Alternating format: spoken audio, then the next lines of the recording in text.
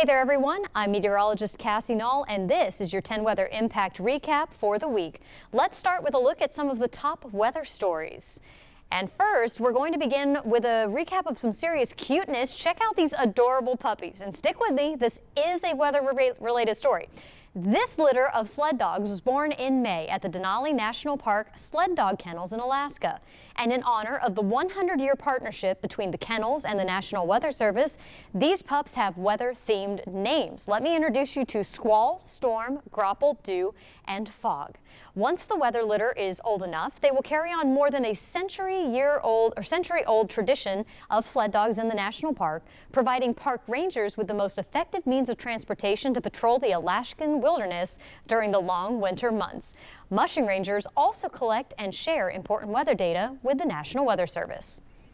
In Hawaii, Kilauea volcano erupted again. This was the 25th episode in an eruption that started back in December, and it was so impressive. Lava fountains spewed molten rock more than 1,000 feet into the air. This video was recorded last week from the USGS camera used to monitor the eruption. Here in the lower 48, the big story over the past week has been flash flooding. In San Antonio, more than a dozen people are dead after more than 2 months' worth of rain fell in 24 hours last Thursday.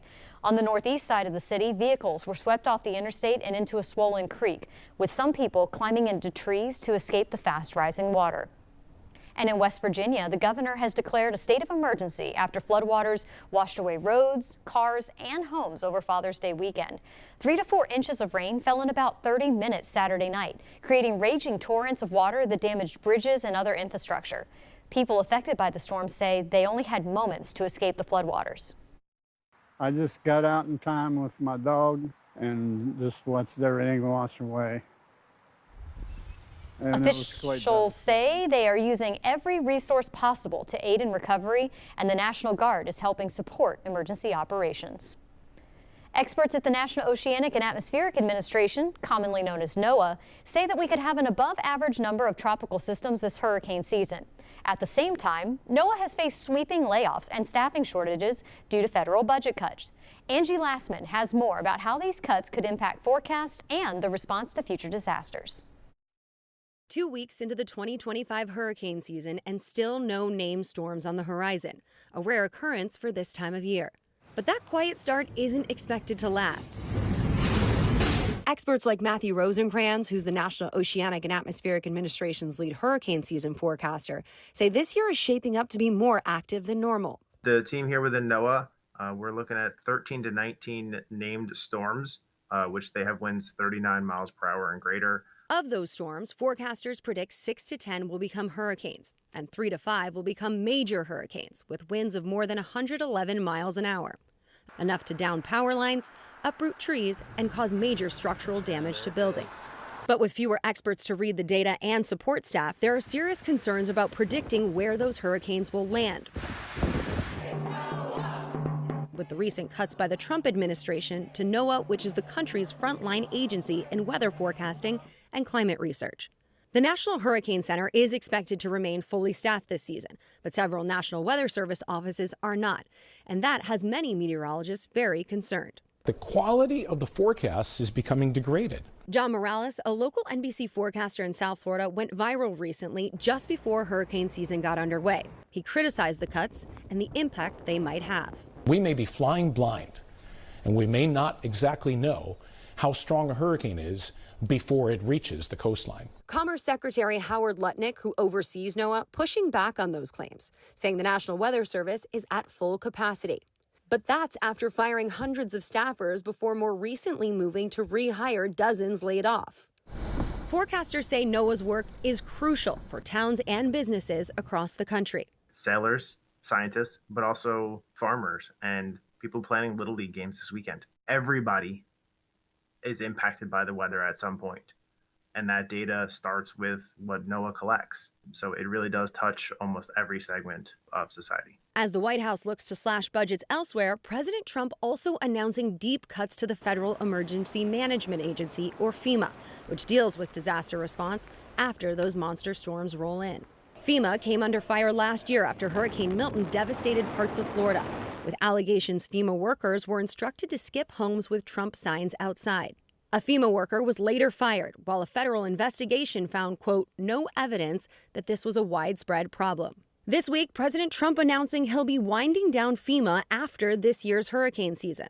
We want to wean off of FEMA, and we want to bring it down to the state level. We're going to give it out directly. It'll be from the president's office. The White House planning to give aid directly to the states for them to disperse. Winds of change in how the country predicts and prepares for severe weather as a potent storm season starts to take shape. As you just heard, President Donald Trump says he wants to phase out FEMA after this hurricane season. The federal agency has served victims of historic Hurricane Helene for months across East Tennessee. Lauren Lovett spoke with 2 mayors of counties relying on federal funding to help them recover. Flooding after Hurricane Helene caused millions of dollars in damage in several East Tennessee communities. Now, almost 9 months later, the recovery process continues, helped by FEMA, though that assistance comes in phases. If we get ahead of the approval process, then we put our FEMA funding into jeopardy. So what we're forced with is the decision between months of delays because of that approval process or years of debt.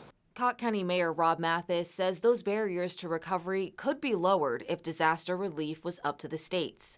He says the best government is always the one closest to the people. When we work with the state, we're not working with an agency, we're working with people, and people who want to help our people. Greene County Mayor Kevin Morrison says the funding from the state has gone above what his county expected. That was just a brilliant move to reassure us, for instance, that the state is listening and they're trying to help and get us this rolling capital that we need. But he says the state might not have the funding to assist with every disaster without federal help, leaving them to make up the difference elsewhere. You're looking at everybody having to chip in terms of raising taxes. And you know, nobody wants to do that. You know, to coin a phrase, that's going to be a bridge too far. Much is still uncertain about how this process would work. Mayor Morrison says he's worried about it, that it could mean making difficult decisions on what can be recovered and what can't. It has been almost 9 months since Hurricane Helene devastated parts of East Tennessee and western North Carolina, and people are still trying to restore what was a safe haven for children after the storm left it unlivable. Sam Perez visited Black Mountain Home for Children, a nonprofit that helps children whose homes are unsafe or unhealthy. In 2022, it served more than 170 children from western North Carolina, and work is still being affected after Helene damaged the area. You can see kind of what has been left behind. A moment frozen in time. You can see where the kids were. Like there were bunk beds there that are now here. Clothes and pillows strewn across the ground just as they were after Hurricane Helene caused a landslide at Black Mountain Home for Children in September. Nobody knew, Sam. I mean, nobody. Massive destruction happened in just seconds. Jimmy Harmon says, amazingly, everyone made it out without serious injuries, with the danger just feet behind them. They started running towards the door opposite of where the landslide was coming, and they probably made it 5 steps before it impacted the building. He's the president of the organization, which cares for neglected and abandoned children in the area. We want to make sure that they live in a happy, healthy home. The damage from Helene has not discouraged that goal, although Harmon says rebuilding has been slow. You can tell, I mean, we're standing on a landslide, right? And so working through that process it's slow, but at least there is progress in that, and that's a blessing in itself. Just one blessing of many, he says. People are seeing our ministry in a new light. People are seeing that there are places that can help kids in foster care and have amazing outcomes. And so there will be blessings out of the chaos. I think our job is to recognize those, identify them, and be thankful for them. And so we still have a lot of mess to clean up, and we will for a long time. And it's so important that people like you and others come and check on us from now and again, and make sure things they're still moving forward. But I do believe that the people of Western North Carolina are going to be much stronger at the end of this. Hope and healing, both inside and outside these walls.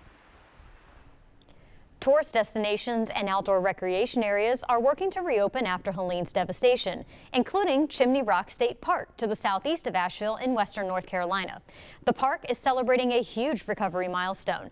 A new temporary bridge built by state highway crews and upgraded roads and trails will once again allow access to the 315-foot granite Chimney Rock formation. You can visit starting on Friday, June 27th, but you have to make reservations online. And in Unicoi County, Tennessee, the County Emergency Management Agency is slowly bouncing back after losing several ambulances and vehicles in the flooding from Hurricane Helene. Right now, patients needing emergency care must be transported about 30 minutes to Johnson City, making it tough on ambulance teams to keep up. Flooding heavily damaged the Unicoi County Hospital. Ballad Health and local leaders are determined to rebuild the hospital, but are still figuring out the details and timeline. They say right now they're focused on replacing important equipment and making sure the community is safe. In Cott County, river rafting is back in Hartford almost 9 months after historic flooding washed away people, homes, and businesses. One rafting company is hoping to draw hundreds of customers every day this summer. Maria Guzman shares how this comeback story is a boost to the entire community. This bottom strap here is going to be the most important. The heart of Hartford is back in the flow as rafting reopens after flooding from Hurricane Helene. The tourism is back up. Zara Fawaz has guided rafts for River Raft for 4 years, but she says this season feels different among the community. We're better than we ever were before as we continue to rebuild. This rafting post is one of several businesses that were submerged by the waters of the Pigeon River. There was mud in droves all around. People were pulling out the fish and throwing the fish back in the river. She says the future of rafting remains uncertain. We were all suspecting that the Pigeon River was going to be gone, that it was going to be completely eroded.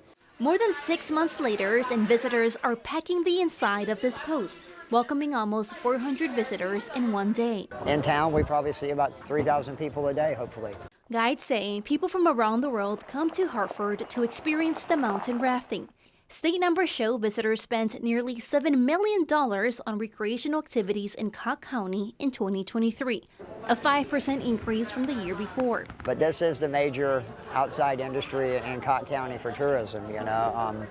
The storm's marks are still visible. It's reshaped part of the Pigeon River. The river's more fun than it was. You know, it's faster now, it's more channelized. That was Maria Guzman reporting. Numbers from the state show tourism is a top moneymaker for Cott County. Visitors spent more than $67 million there in 2023. As of Wednesday, June 18th, we have not had a high in the 90s this year. We would typically have our first day with a high in the 90s by around June 1st or 2nd. So at this point, we're running almost 3 weeks behind schedule. We will have the latest first day with a high in the 90s this year since 1997, so latest in almost 30 years. But we will make up for lost time quickly in the coming days with highs in the 90s accumulating very fast with our first heat wave of 2025 arriving this weekend. Highs in the 90s will feel more like the triple digits thanks to humid conditions, so folks need to practice heat safety. You'll want to stay hydrated by drinking plenty of water. Take breaks and find ways to cool off if you have to be outside during the hottest time of the day. And look before you lock. Never leave children and pets unattended in vehicles. Temperatures likely stay above average through the end of next week. So while having heat like this is not unusual for this time of year, this will be our first heat wave of the year, and the duration of this warmth may take a toll on our bodies. Now let's get a check on that 7-day forecast for you. And yep, there's the heat coming in as we go through the weekend. At times it could feel as warm as the triple digits. So again, practice those heat safety rules and tips, and everybody will be hopefully safe while we enjoy the first warmth of summer. Thank you so much for watching. And remember, you can always get the latest in the forecast with the 10 News app. It's free to download in the App Store.